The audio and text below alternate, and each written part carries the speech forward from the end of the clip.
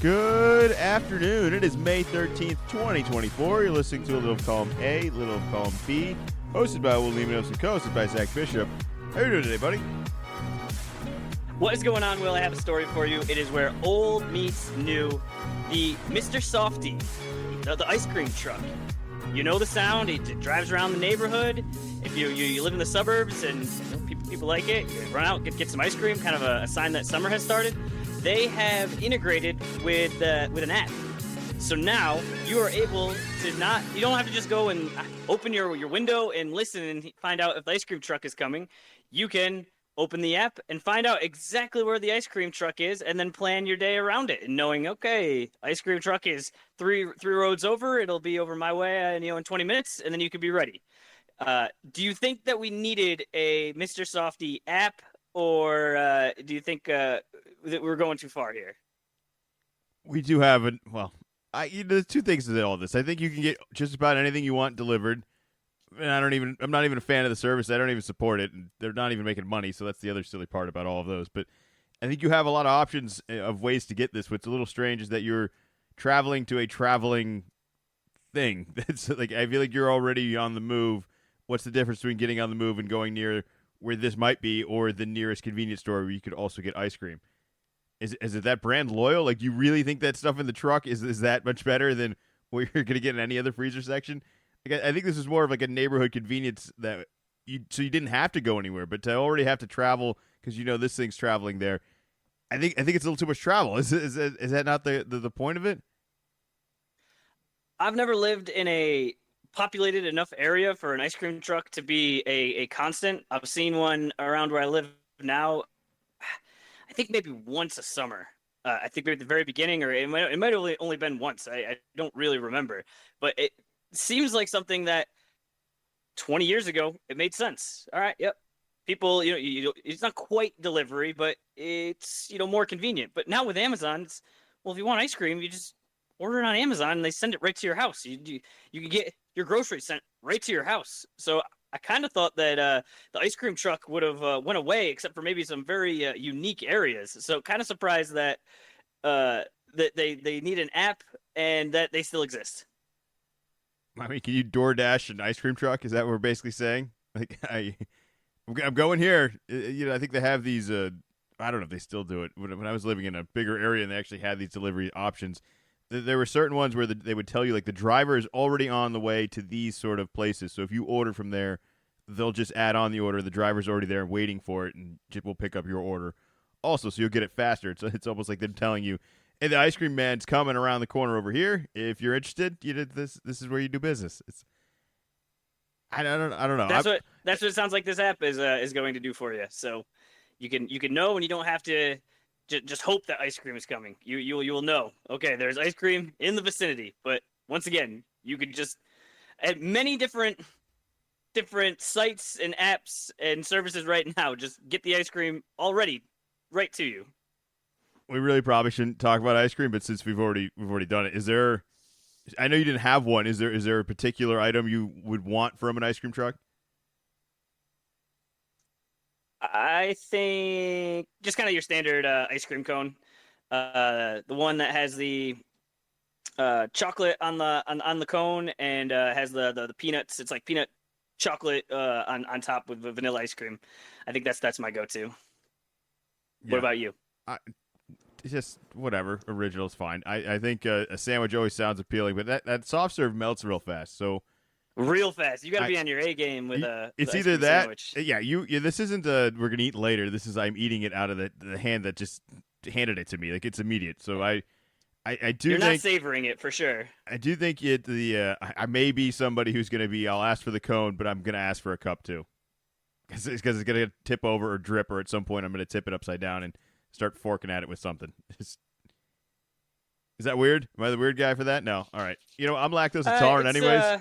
Yeah. All right. It's pretty old school. It's like more. It's mature. It's a mature route that you're going to make a mess. Where I think I'm still at the I'll be able to eat it fast. I'll figure it out, and then I'm gonna end up with a mess on my hands, quite literally, and you're gonna walk away with nice, clean, not sticky hands. I'm really confused on how I'm going to be made fun of. Yet the person that's wrapped like 15 napkins around the cone and is just soaking it all up is somehow more effective than me. Yeah, how many napkins do you need? You're wasting it. I already used one extra cup. Guess what? It was made to hold ice cream. It was.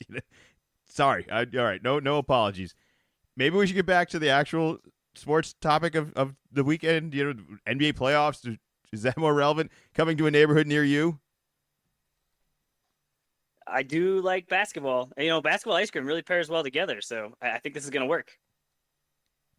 Well, the playoffs seem to be working. I think we have interesting series. I think we left last week a little worried that certain teams were leading that I didn't anticipate, specifically the Timberwolves over the Denver Nuggets. It is now a 2-2 series. It was 2-0. Nobody has won at home, which is a baffling thing. That's seeing how every team seemed to want home court advantage. There was a Jamal Murray heating pad incident that we should probably discuss. Yeah, can we talk about this? This was a while ago. This was game 2 in Denver. They had already lost game 1, and not only were they getting beat, they were getting destroyed. It was a systematic destruction, and all of a sudden there's something on the court, and the announcers mention it, and then they kind of go away from it, and you figure, oh, it was a fan, and I think they read off, the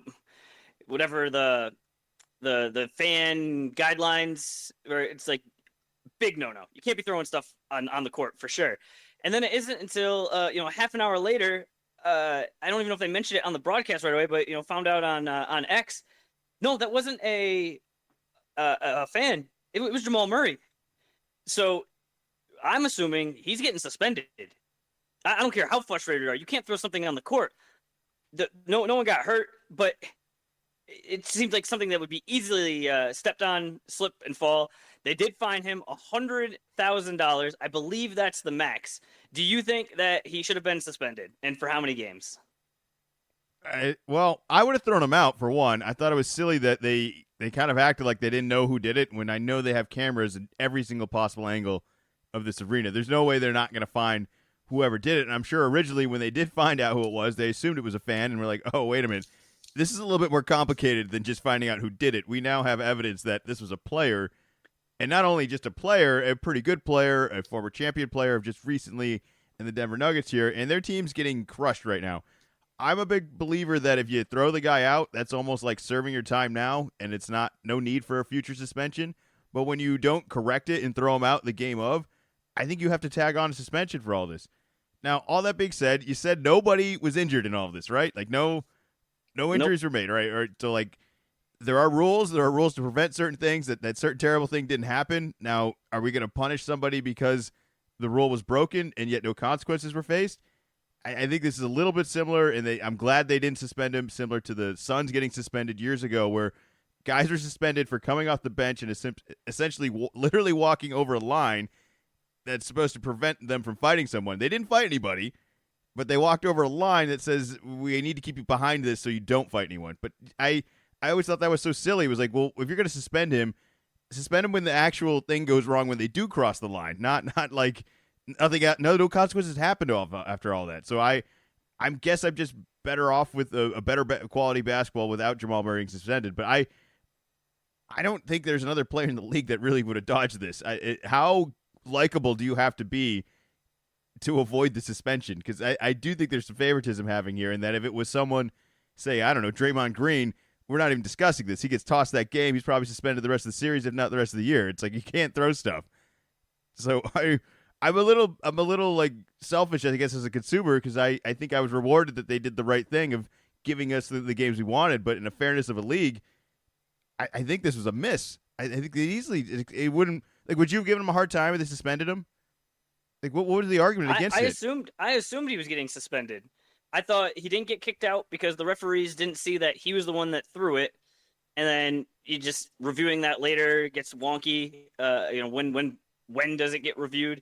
So I assumed the league sees what happens. It says it's in the same vein as get the gambling suspension. It's just you're nipping it in the bud. This cannot happen. You can't throw stuff onto the court. you can't gamble, you can't throw stuff on the court. They really don't want fighting, so that's why they came up with the rule like if you leave the bench area, automatic suspension. So I assumed it was a game. I thought he was for sure out game 3. Shocking. Almost as shocking as Denver tying this up. I think we talked last week of Edwards is the greatest player ever, and there's nothing that's going to stop him. I can't believe he's doing what he's doing against Denver. Denver's supposed to be like the safe bet and is just getting owned right now. And then here we are, Rudy back and all. Rudy playing at home court not meaning anything when we are tied 2-2. I don't even think the heating pad's the worst thing I've seen in this series. I think Cat's ball pressure is the worst thing I've seen. He's just the worst type of defender. It's like telling him to play hard is like just telling him to go foul people. It's like, all right, well then don't play hard because that's not working. The amount of ball pressure he's trying to do from 90 feet from his own basket is just ridiculous. The foul trouble continues to be just inexplainable. He's just not that type of player. He's too big and too slow to be reaching the way he reaches. He thinks he's like TJ McConnell, and he's just not. Other than that, I think that there's just a little consistency problems between Naz Reid not having 5 threes in the fourth quarter. But I think Edwards has consistently still been the best player in this series. Is that kind of still crazy to say? I know you weren't ready to anoint him last week, but I think Edwards has still been the best player in the series. I mean, even the last game that they lost, game 4, he still got 44 points, and it wasn't a terrible. Well, yeah, he took 40 shots. It was pretty pretty efficient. It's just he didn't have anyone to help around him, and I think Cat is the problem. And I think that's what really helped in the first 2 games is that Cat didn't foul and was able to contribute. But we've seen, I think that's the exception more than the rule. We've seen this for a while, that not like the Timberwolves have been in a lot of playoff games, but they'd get in, and then it's almost like Cat turns into a different player, where he gets way worse and, like you mentioned, forgets. You're an enormous person, and if you hit somebody, they're gonna call a foul every time. And he still seems getting frustrated by it, but it's just I don't know how things are so different for him in the playoffs.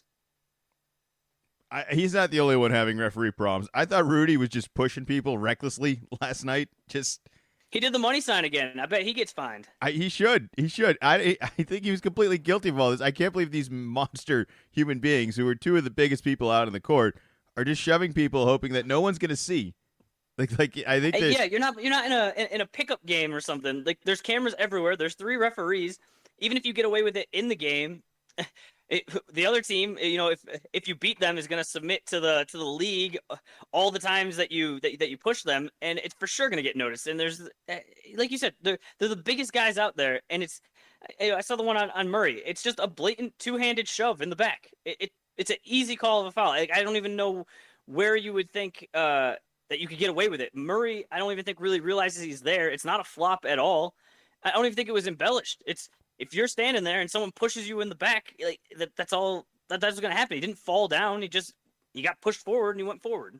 I think the other thing, specifically the Murray push that you're talking about, I think Rudy was going to get that rebound without the push. He's 3 feet taller than Murray. Probably. Why does he need to push the point guard of the other team off from getting a rebound when he could just grab it, and then who knows what happens after that? He might score, he might pass it back out, they might get another possession.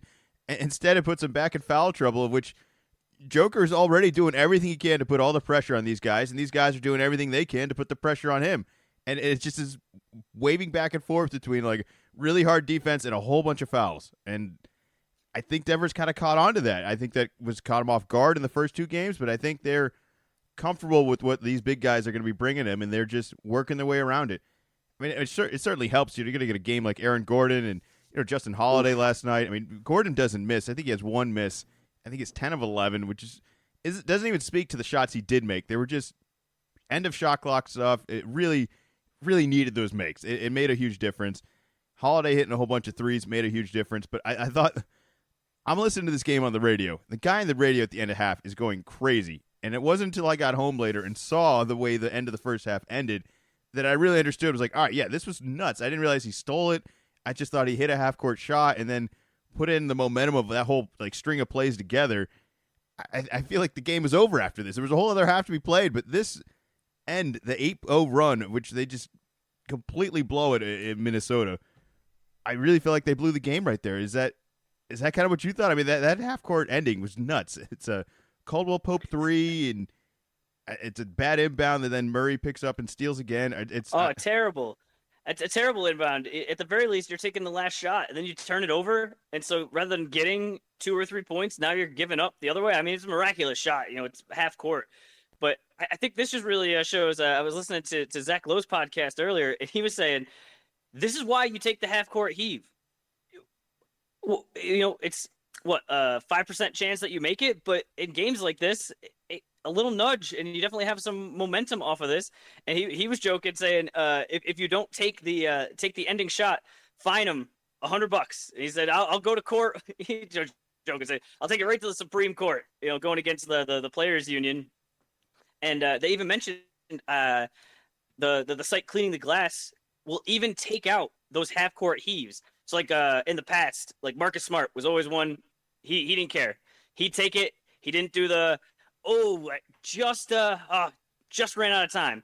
It's like when you're doing your contract, and if you're really looking specifically at your field goal percentage, it's one shot. Maybe you're taking 2 a game, maybe, but you could just get those right out, and you could point to say, "Hey, I'm doing everything we can to win the game." So I think this was a good push towards throw the shot up.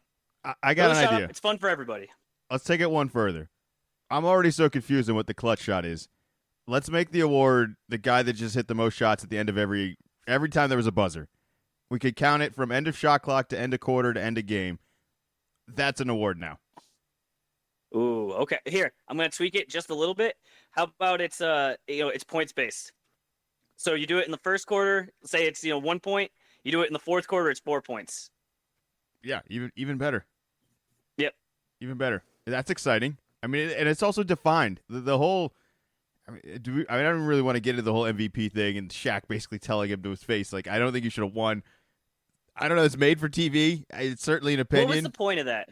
Shaq won't let go of the Steve Nash stuff, and it's so old at this point, and I'm. It just seems like even if that's what you believe, like you get to do the interview with the MVP. It's a pretty exclusive interview. I think it was the first one, and that's like how you start things off with him. Like what do you want Jokic to say back to you? Like, oh, okay, well, I have the trophy. Like, what are we doing here? It just seems so bizarre. Hold on, let's just do this hypothetical. All right, let's just say it's the same TNT crew, and that it's Barkley saying it to 2002 Shaq. When was the last time Shaq won an MVP? What early 2000s, whatever. Mm-hmm. Shaq. Let's say he's doing it, and he's telling him, "I really thought Steve Nash should have won." Like, just flip it. We already know how it's gonna go. We don't need to act it all out. But like, I just don't know what he was hoping to accomplish with it. If this happened to him, he would have held a grudge and probably made a big deal about it every day for the rest of his life. And Jokic wasn't even fazed by it at all. So I think, if anything, that says the most about both the guys and who they truly are. I'm a huge fan of Shaq too, but this sort of stuff, he's oversensitive about all of this, because I really don't hear anyone talking about Steve Nash quite as much, and he's on TV every night and in every single commercial and every single ad possible. I mean, what more could you want? Like, I understand being the ultimate competitor, but I feel like you won, man. Like, you're okay. It's gonna be all right. You're on TV. Yeah, it just seems bizarre. I could easily see them saying it amongst themselves as they're discussing it, and I think this just even goes beyond the coddling the modern player, and you got to be nice to them to get, and maybe this was a zag to just show, like, hey, I don't mind keeping it real and telling them what how I really feel. Like the first interview, just right off, like, oh no, you didn't deserve it. I just don't know. I don't know what the best case scenario was coming out of that. All right, Game 5, Tuesday night, 10:30. Who you got? I'm going with Denver. Who you got in the series? I think Denver's going to win in 6. Oh wow, you think they're just going to clean sweep this? They're just going to wrap this up real tight here? I don't know. I think they've gotten it figured out. I think. I mean, still so surprised at what happened in the first 2 games. I think that they thought they were going to be able to maybe walk through these guys a little bit easier. But I think that as the pressure gets higher, Denver's been through this before. I think Jokic doesn't get phased, and I think on the other side, Cat does get phased, and I think that there's not less pressure as we go forward, and I think that uh, Joker will just do what needs to get done, and that he'll wrap this up. I think it's going to go And seven. there's no more. I don't think there's another level that Ant can get to. They scored 44 efficient points last game, and they lost. It's like, well, does he have to go for 55, even more efficient? I just don't see that happening. I think him getting 40 in the loss is actually why I think they're going to win in 7. He's just such a loose cannon where I think that they're close enough into the series that it's going to be hard to win, so many games in a row. They already won 2. The other team won 2. I don't know if anyone else is ever going to win 2 again, which kind of just means, say, we're going 7, and this is going to be whoever shows up game 7. And if Edwards, who already has taken as many steps as he has, does anything more than what he has, I think he's got it in him for just a legendary game 7. Now, the safe pick and what I thought was totally going to happen was what you said. I thought Denver was going to take care of business here. I assumed they'd figure it all out. I didn't think they'd fall down 0-2. I didn't think they'd lose either of the 2 games the way they lost. I mean, the way they lost was just like Murray's throwing stuff on the court. It was bad. Yeah. And that wasn't even with Rudy. Like a complete meltdown at home. It wasn't. I mean, we're talking about these other series, and there's games where a fluky thing happened and luck here or there, or just a little better execution. No, this was a second time in your building, and this time it was Ant and the crew just saying, we were just squeezing the life out of you, and that was without Gobert. All right, we both got Denver in game 5. I'm going Denver. You're going Denver in 7. I think I'm going to do Minnesota in 7. Denver in 6. I'm doing Minnesota in 7. I just want more. Road. I just want more of it. I want more of this too. I also just, if Jack's going to complain about being tired of Jokic winning, I just want to see Ant take the crowd for a second here. Let's just go around. You've made your Ant allegiance very clear, but you also were asking me what the line was for Denver to come back, and at the time it was 8-1. I haven't checked it recently. I have to imagine now, with them having home court advantage, that they are now the favorite. But I think we both agreed, especially the way that game 2 ended, that 8-1 was not enough juice for us. I think we were thinking at least 10-1, where hey, you're gonna have to win 2 on the road, but that's what they've done. I would have been in for 10-1. I would have thrown some money down. The Cat thing, and then if Edwards isn't amazing every single game, which so far he has been, but if he's not, kind of like what we're going to talk about in the next game with the Knicks and the Pacers, like, yeah, sorry, Brunson did score 40 again tonight and that you guys lost, but, doing that 4 or 3 games in a row is amazing, but he's not going to do it every night. Like, that's just kind of a wild expectation to have, but, if he's going to do it, you're going to have a chance. If one other guy hits any shots at all and you got a guy scoring 40, you're in the game. You're not out of the game. So I like the wild card for all that. I'm a little worried about the wild card of the Knicks right now, where they are also tied 2-2. They have no OG, no Mitchell, no Bogdan, no Randall, and who knows how hurt everyone else actually already is too from playing 40 minutes. I have breaking news that Josh Hart rested 3 minutes in game 3 and has played every other minute of the series. It's and that's because it was a blowout. Yeah. I'm a huge fan of what New York is doing. I generally like how they play so hard and they play together. I thought even Alex Burks, who hadn't played and kind of was forced to play because they just don't have enough bodies, played really well last night as well. But the depth, the speed of the Pacers, and the bench defense of like T.J. McConnell and Toppins coming in, being able to lock down the exhausted Knicks, I think has really changed the series drastically. That they are able to bring a bench that might not score as well as the starters, but has somehow been able to put on vice grips on the Knicks, just struggling to score. They lose 89-121. Whose series is this? They got jumped right from the beginning. Is this over? I don't think that OG is going to be able to come back. A tweaked hamstring, it doesn't really have like a defined timeline. And I think even if he tries to come back, the chance that he re-injures it, I think, is high, as well as I don't think that he's even going to be able to play at the level that he was playing before. I think that one of the reasons why the Pacers bench looks so good is because that the Knicks bench that does play, it's not like it's like the bench. It's the bench's bench. I cannot believe how much Josh Hart is playing. Uh, he actually rested a bunch this last game because it was. I mean, they pretty much pulled the starters in the third quarter, but the games before, it's not like he's playing 40. He's playing 48 just the whole time. Uh, the game two was very exciting at MSG. Something happens with Brunson. They show the replay. Nothing seems to. You couldn't tell.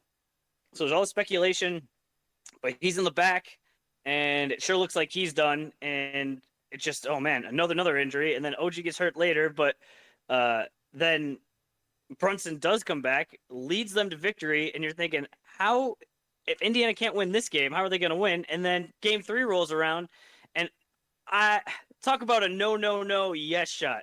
Andrew Nembhard like has the ball, clock's running down, under 30 seconds, and deep step back 3 and hits it.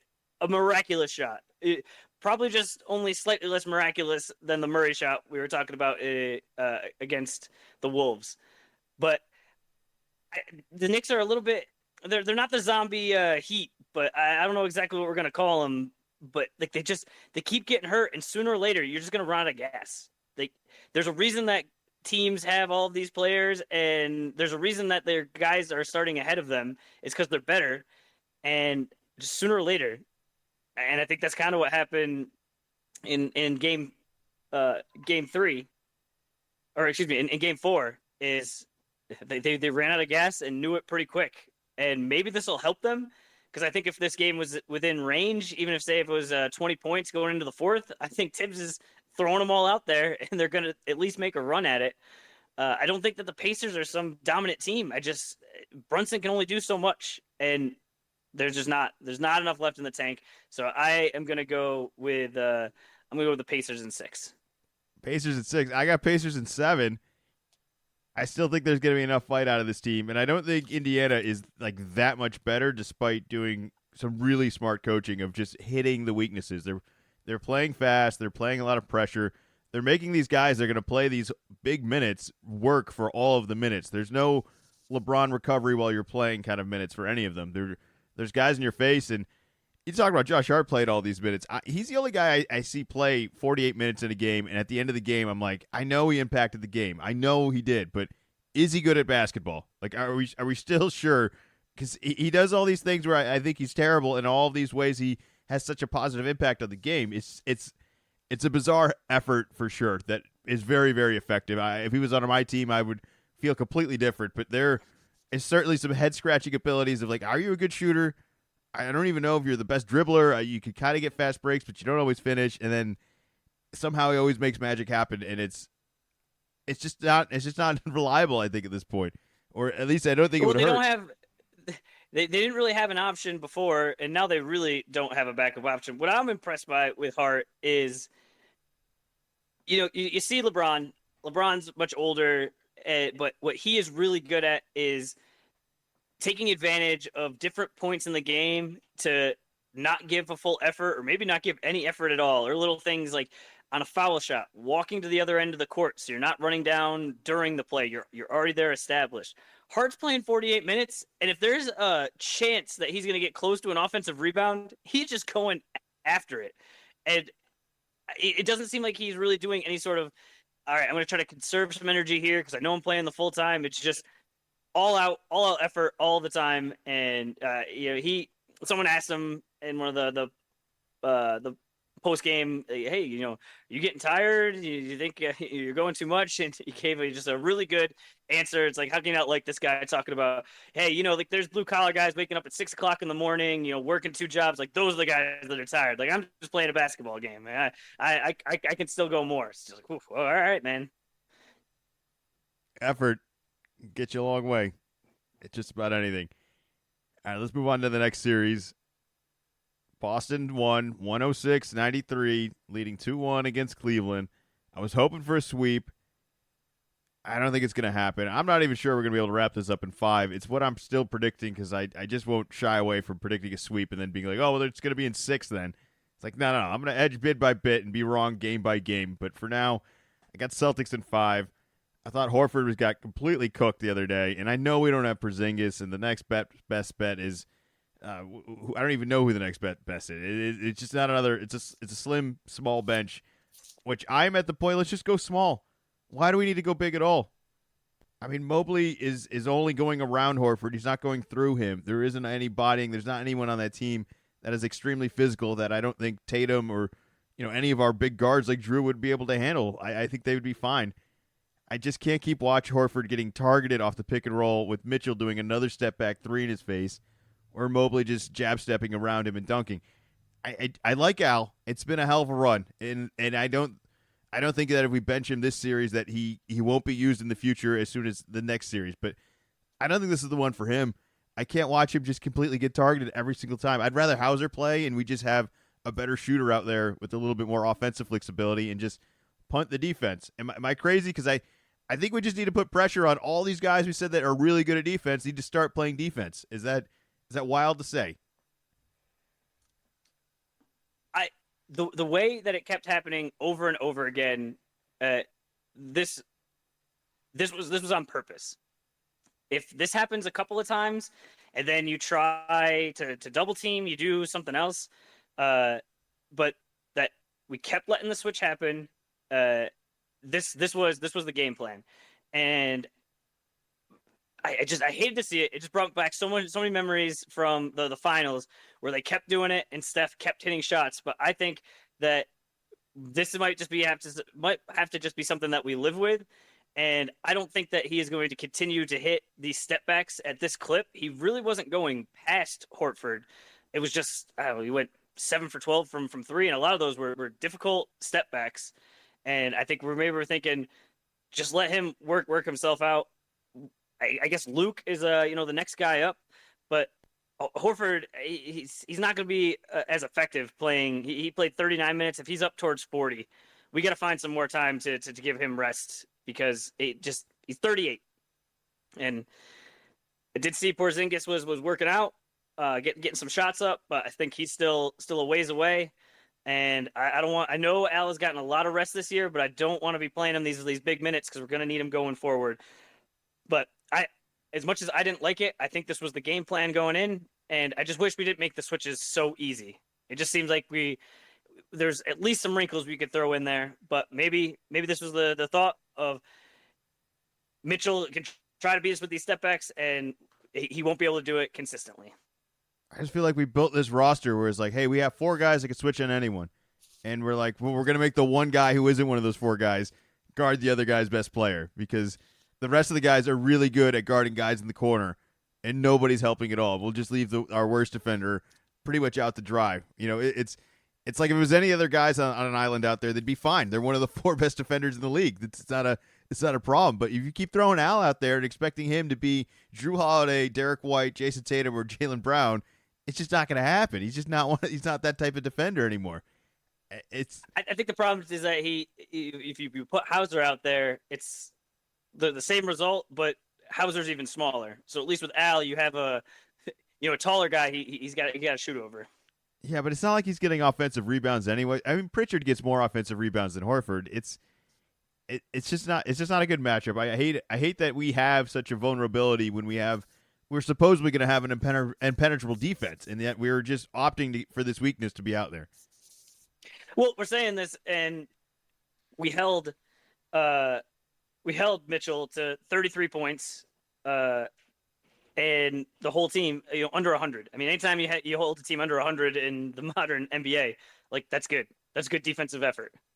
And that was a problem in game 2, is that we did the same thing, and it's so crazy because like we got different guys coming in and out of this team, but our shots don't hit. And so then rather than playing defense harder, we just almost want to let them score quicker so then we could be on offense faster. Where it's like, well, this is not, if we played defense better, we'd get runouts more. This would lead to better offense, but we were just ice cold from 3. They were red hot from 3, and I think that was the variance game. I just hate that it keeps happening at home.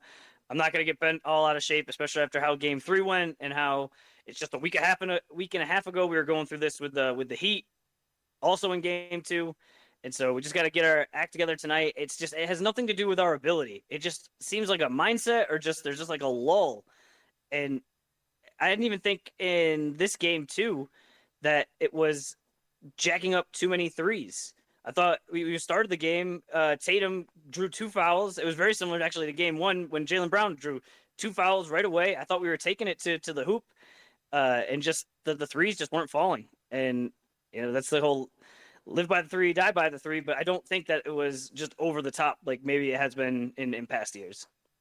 I'm just gonna have Shaq call everyone on our roster and say, "Hey, you shouldn't have been the MVP either." Maybe they'll wake us up a little bit. you weren't an MVP either. I picked another guy. It's just a little extra juice. Just to remind everyone, because there's been a whole lot of, me included, a lot of Anthony Edwards talk, and Tatum's been around a long time, and Brown and Tatum have won a lot of playoff games. It hasn't quite added up to a championship, but it's a pretty successful career. I mean, I don't think you could argue any other way. And yeah, I want to mention this because especially after Game 2, Tatum hasn't been amazing this playoffs, but I've been seeing him getting compared to Tobias Harris, and I think that it's gone way too far on the hate. Had a great Game 3. This was before this. Three ball has not been great, but he is the main focus of the defense. You could definitely see it in the Miami game where there are 3 guys. There's a primary defender, and there are 2 guys all on him. So he has to get through that, and I think he is at that level. And I just hear it seemed like you're getting a lot of flack and just last year this and last year that. Literally last year in a Game 7, he scored 50 points to lead the team to a victory. That was 1 year ago. That's not 4 years ago, and you got to pick and choose. And he's definitely had his struggles here and there. But I think that it's gone too far with just no, he's the past. He'll never figure it out. And I think there are going to be a lot of good games ahead of him this year and in the future where you just look at it. I don't know if he's averaging a double-double, but he's had multiple double-doubles where he's getting boards. He's playing great defense, and I don't like all of the podcast people just taking shots at him. Some of this is because we haven't won a championship. We made 1 finals, but there's the first 3, maybe 4 years, we were just way ahead of schedule. There's these other young stars that they're good in the regular season. They're not even in the playoffs yet. So I don't think we should be holding that against them. My biggest frustration with him is, and it's really not just with him, it's with this whole team in general, the combined powers of them when the ball is moving is unstoppable. We have too many threats out there. There's too many good players that can put the ball on the floor, can shoot, and do whatever they really need to do to make an offense threatening, and yet that's kind of why Tatum's numbers are down, I would say, and aren't, he's not the true number 1 option. There's 4 options that are great options, and sometimes the 5th option is the hottest guy on the floor. And he's allowing that to happen, and that is great. I'm not arguing with any of that. I think that's truly beneficial, and what's going to get him the closest to getting a championship is playing like that. The flip side of that is when we put all of the weight on him, it's like, hey, we are not playing well right now. You have to get us out of all of this. And then it's like, all right, well, now I have to be the best player on a bad team kind of style player, and that I think that's where everyone wants to see him ascend to this, perfect ball hog level of Luka and Edwards and Shea, and it's really hard to do. It's really hard to do, and then when he doesn't do that, and we shouldn't have to do it with the team that we have. It wouldn't be in our best interest. It really is our worst punch if you really want to put it in comparison to what the other options could be. And this is why we're so bad at the end of the game, is that we resort to that as our best option, and it's just not. But I think that's also hurting him to some degree of these comparisons where the workload that Edwards is getting is not the same as Tatum, but what's best for Tatum is to continue to play within the team. So he just has to hold out for it, trust the process, and hopefully put a ring on the finger, and then no one's going to argue with him again. The second Giannis got all this, it was a completely different story. The last couple seasons have not gone well for Giannis, but he still got it. He still did it. And we're not far off of that. And Edwards will eventually get to the point where if he doesn't win within 3 years, it'll be the same thing with him. It'll be like, oh, man, they got awfully close. But, all those 40-point games, all those whatever, all that trash talking hasn't really added up. Like, he's still new. He's a new guy on the block right now. But, once Wemby wins a championship in whatever X amount of years, and if he doesn't have one, it's going to be like he gets skipped, kind of like what's happening to Tatum now. And Mm-hmm. it's just a never-ending timeline, and it's not a bad path to be on. It's definitely frustrating when we fall into those traps, but this is the best chance he's ever had at a championship, and he has to still recognize that. Forget all the chatter on the sideline, and hopefully we can just win games. And we should. Who you got winning? Gotta win tonight. How many games we going in this one?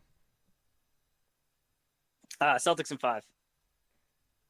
Wrap it up. I love I it. think we had our lull or 3-point variance game, whatever you want to call it, and hopefully if we can keep those to one a series and just go. It's just crazy to me that we only lost 4 games at home the whole regular season, and we've already done half of that in the playoffs. And really this year we did not get blown out very often. They're just like a handful of times, and we definitely got blown out in game 2. It was close, and then was almost single digits going into the 4th. All right, you're right there. Mitchell hits the 3 to put him up 12, but you're still within striking distance, and then we just fell apart. But I think we're gonna have we just gotta stay focused. It has nothing to do with ability. It's just all effort and just staying focused. And I think we'll do that, and we'll get these next 2 and move on to the next series. All right, last series. Dallas is up 2-1 on OKC. They take care of business 105-101 in the last game. There's moments where Lou Dort, I think, deserves to be on the floor. It's almost a Josh Hart level of like, I see it. It's great. That's awesome. I mean, super physical with Luka. But then the offense is just not there. It's not just the same threat, and the defense has figured it out, and they've adjusted a certain way that I just don't think is benefiting them. Where I don't think Shea got enough help. I thought Luka and Kyrie were excellent. They made some really good decisions. I mean, nobody's better at making something out of nothing than those two. And I think everyone from here on is going to be really attentive to, hey, PJ Washington's going to shoot a 3 from the corner. Just watch out for that. It's going to happen. I'd start maybe trying to take that away and maybe see if anyone else wants to hit a 3 from anywhere else, because I didn't think he'd be what he is right now, but they're good looks, right? He just keeps shooting. They're going in. I mean, these are some crazy numbers he's putting up right now. Dallas taking care of business here is certainly the driver's seat, playing at home tonight at 9:30, Monday 9:30. Are they going to be able to take this whole series now, or is this like panic time for OKC? I think OKC being young, I think you would ask me, and I said I thought they were more talented than Dallas, and Luka's still banged up, but seems to just kind of be making it happen, even if that still is the case. I thought that OKC being young, I didn't think that it would impact them so much, and maybe I was wrong. Maybe having the veteran guys where Kyrie has been in this situation before. Maybe Luka hasn't quite been in this situation in America, but he's been around for a while. He's been in European championships before in that environment. So I don't think that going to OKC and having them wearing their matching T-shirts up in the crowd is really going to scare them away. This conference or this series did have I think one of the funniest visuals that we've had in the playoffs was they wanted to do Hack Shack on Lively, and so Lively, who's over 7 feet, notices that they're going to do it, and then Chet, also over 7 feet, is the one that has to go foul him, and rather than just being there getting the foul, he just runs. He runs away, and Chet's chasing after him with his hands outstretched like he's a Scooby-Doo villain, trying to chase after him, and meanwhile, there's like a whole basketball play of 4-on-4 happening, and so he never made it over to Lively in time, but it was like a bunch of little kids playing tag, and that was one of the funniest things I've seen in this playoffs. It's good strategy. We definitely worked at that in practice, right? That was an improv. Somebody talked about this before the game. Why did Shaq ever do this? I mean, it makes sense. It makes sense. He's a big man. He's not the best free throw shooter and a rookie. He was at home, but Kyrie said afterwards, don't run away. Just giving the rookie confidence, saying, let them foul you, make the free throws, punish them for thinking they could take advantage of you. So I like that coming out of Kyrie as a leader of the team. I mean, how ridiculous would it be if he twisted an ankle running away from a foul? It's like, what were you doing? It's like, oh well, this guy in the baseline was like chasing me. I was like, and and I ran around and I ran away. What? It's like it's just you never really. It's just funny seeing large human beings play tag. Essentially, Yeah. it's like a childish game. You should see little kids playing, and then these massive 7-footers running around. This professional making millions of dollars playing tag. It's great. It's been an entertaining series. I think all of the series have been entertaining. I It's think just this one's gonna go the distance. I think that the Mavericks are gonna win in 7, continue this kind of miracle run that they have going. I'd like to see Shea. I mean, he did have 30 plus points, but wasn't necessarily the most efficient. But would just like to see him play a little bit better. And I think that PJ is a good contributor, but him scoring high 20s on this efficiency, I don't think that's going to continue, and will make it will let OKC win a couple of these games, and make this. I think this is the one that goes 7. I got Dallas in 7. I think we're gonna have some fun with this one. And, once it goes 7-2, I'm not saying Shea can't steal something. He's certainly been one of the MVP caliber players in Shaq's eyes. How many MVPs would Shaq would have won if he'd ran away from all the hack of Shaq? If he just right. Didn't even think about that as an option. Little juke move here and there. I think that one's on Phil. Actually, if you want to blame someone, that's just bad coaching. True, yeah, coach, yeah. That's not the triangle. True. All right, that's it. Anything else from this series? There was something else that happened over the weekend. No, all set with that series. NBA lottery happened on Mother's Day. Happy Mother's Day to everyone. Hope you enjoyed it. Did anyone watch this? Did anyone care about any of this? And now that the results are in, and they were actually one of the more exciting lottery pick days as you're ever going to see, does anyone care now? Because they're so out on this draft. I feel bad for this draft class because I know somebody somewhere is going to end up being somebody in here. There's no way everyone in here is just a role player that we're never going to learn anyone's name in this draft class. Somebody will come from somewhere. There's always somebody. I think when they say it's a bad draft class, it's almost universally saying we don't agree on the first pick. And now Atlanta has somehow beat the odds and received the first pick. And it's a big deal. It's not a big deal. It's exciting, I guess. And then there's such an eternal questions of Atlanta even before getting this pick that they have a lot to figure out. Did you watch? Did you even keep an eye on this at all? I did not. I was on my way back from celebrating Mother's Day with my mom, and I wanted to get back in time to see the end of the Knicks-Pacers game, which I assumed was going to be an exciting game, as seems like all of the Knicks games this year had been, and that was not the case. I knew earlier in the week that it was on, and then I kind of actually forgot on Sunday. Has the lottery ever been on the weekend? I thought it was always, Tuesday, Wednesday, or maybe a Thursday. It had to have been some sort of contract that ABC had it, and ABC only has the weekend games. Is that the reason, or has there been weekend draft lotteries and I'm just forgetting? If you go far back in time, it was Sunday. It was probably not even televised. It was probably just announced Sunday. If you go far enough back. But okay, yeah. So if it wasn't televised, we're talking a long time ago. But the event, the lottery has taken place on Sundays before. I don't know. In recent time, it's been it has been on Sundays before. Okay, yeah, because it was definitely surprising when I checked my phone and found out that Atlanta had won the pick with a 3% chance, as well as Detroit again. Worst record in the league and gets leapfrogged by a whole bunch of teams. And I feel a little bad for the Detroit fans, but as the organization, they flatten these odds, and it's the bottom 3 that have the equal odds to get the number 1 pick to really try to get rid of the tanking, and they still just have been bad year after year after year.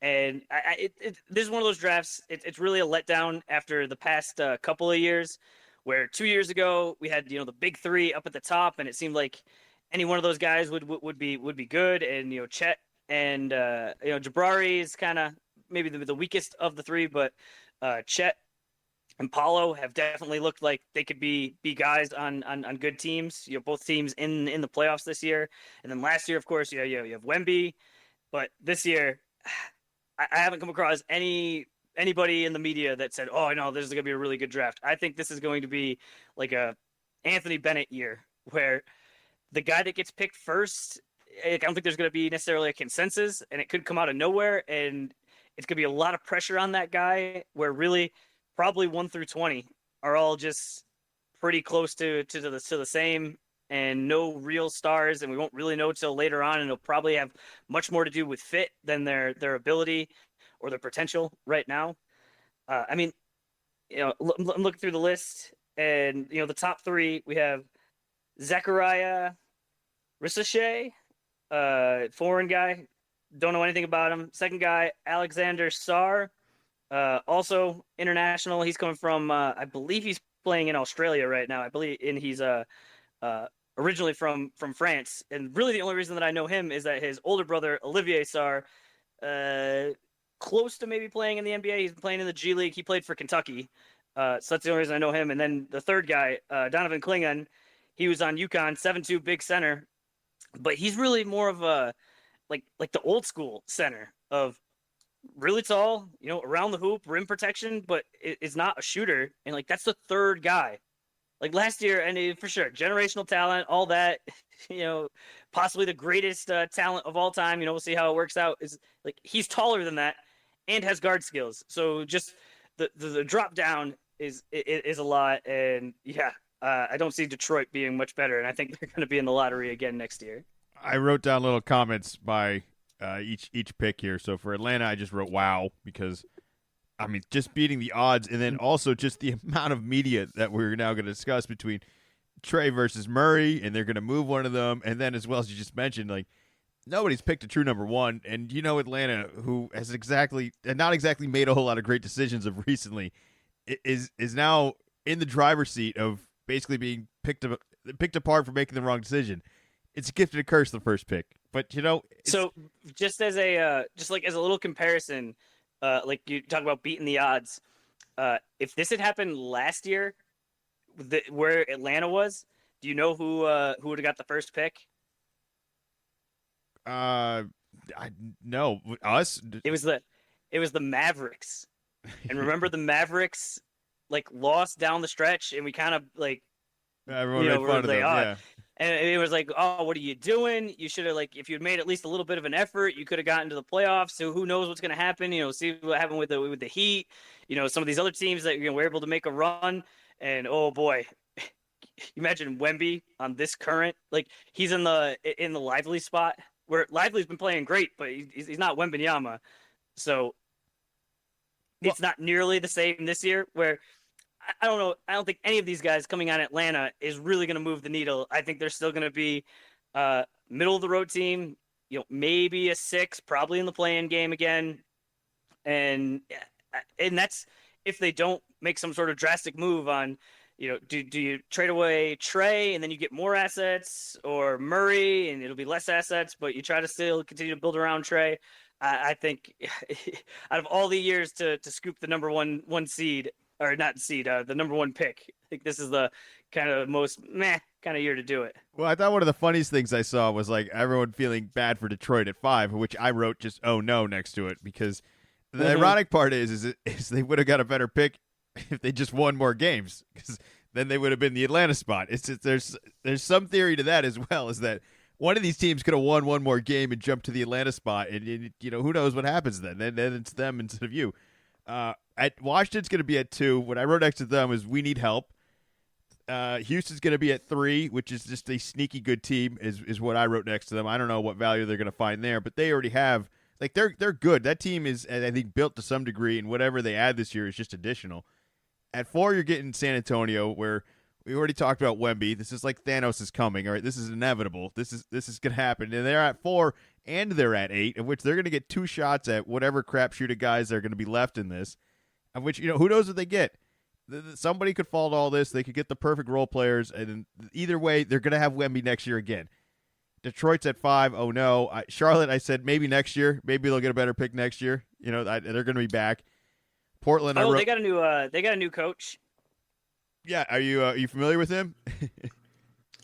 It's Charles Lee. He was an assistant for the Celtics, and It's funny. I don't feel like I've gotten a lot of buzz about him, but there are sure a lot of head coaches in the league right now that have recent ties to the Celtics.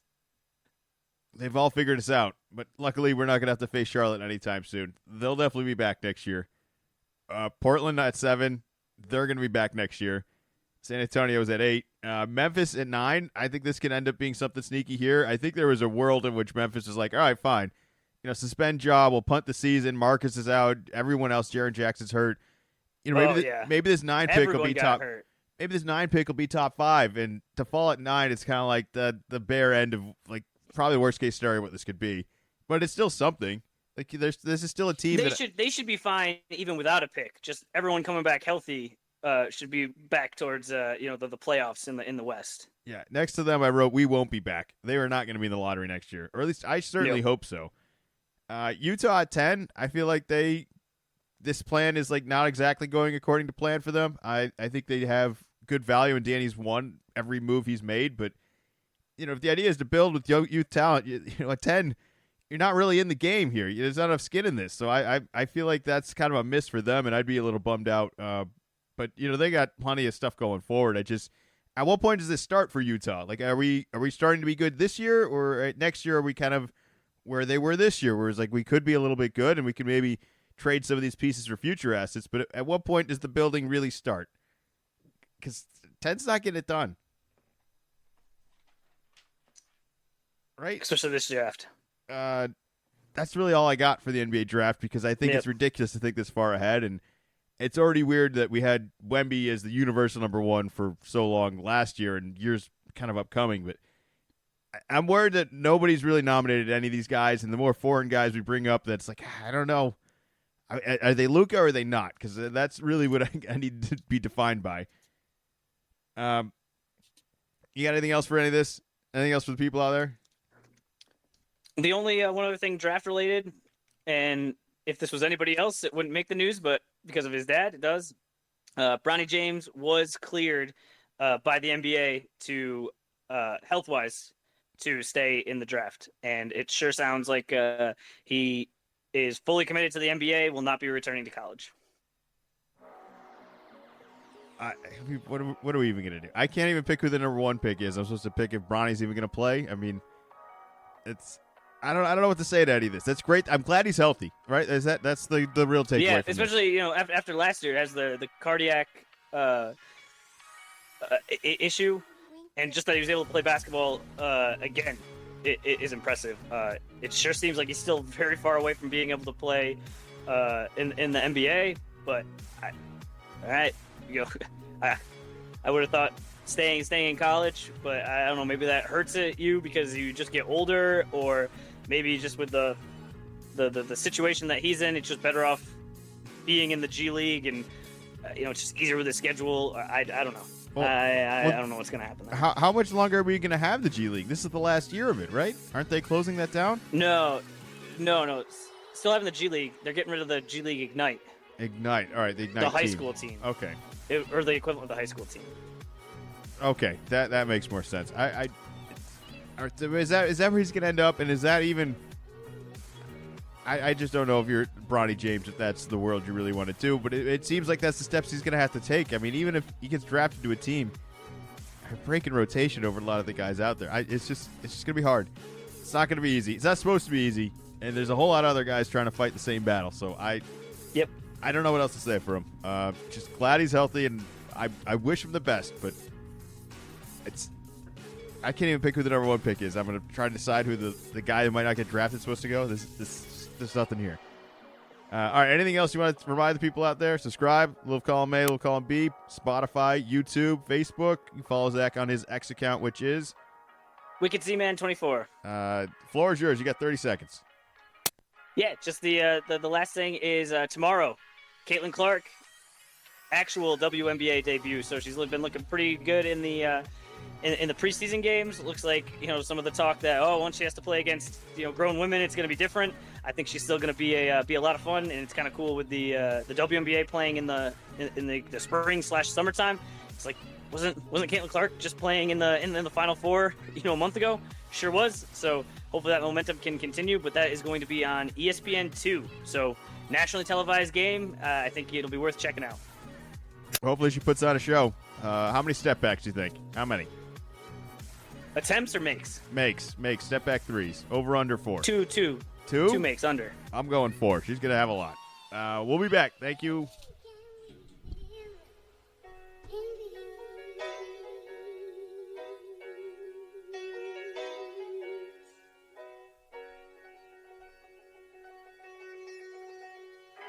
Little column A, little column B.